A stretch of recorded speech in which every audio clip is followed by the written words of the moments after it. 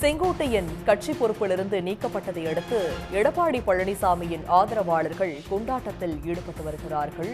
அதன் காட்சிகளை நாம் திரையினில் பார்த்து வருகிறோம். இது பற்றிய விரிவான விவரங்களோடு இணைக்கிறார் செய்தியாளர் குணசேகரன். குணசேகரன், விவரங்கள்.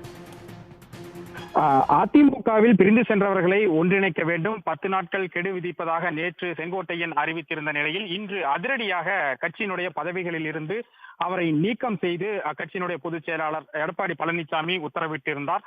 இந்த சூழ்நிலையில்தான் அவரது பதவி நீக்கத்தை வரவேற்று எடப்பாடி பழனிசாமியினுடைய ஆதரவாளர்கள் பட்டாசுகளை வெடித்தும் இனிப்புகளை வழங்கியும் மகிழ்ச்சியை கொண்டாட்டத்தில் ஈடுபட்டிருக்கிறார்கள். குறிப்பாக நம்பியூர், புளியம்பட்டி, கோபிச்செட்டிப்பாளையம், அந்தியூர் ஆகிய 4 இடங்களில் இதுபோன்று எடப்பாடி பழனிசாமியினுடைய ஆதரவாளர்கள் தற்பொழுது இந்த பட்டாசுகளை வெடித்திருக்கிறார்கள்.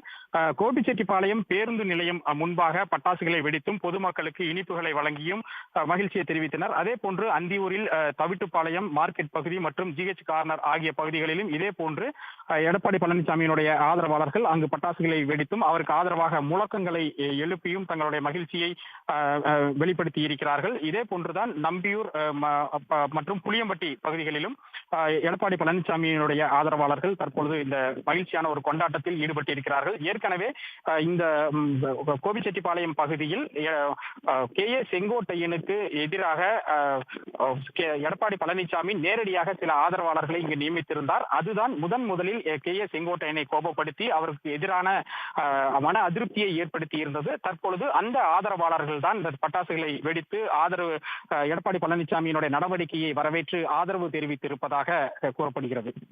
உடனுக்குடன் செய்திகளை தெரிந்து கொள்ள சன் நியூஸ் பெல் ஐகானை கிளிக் பண்ணுங்க.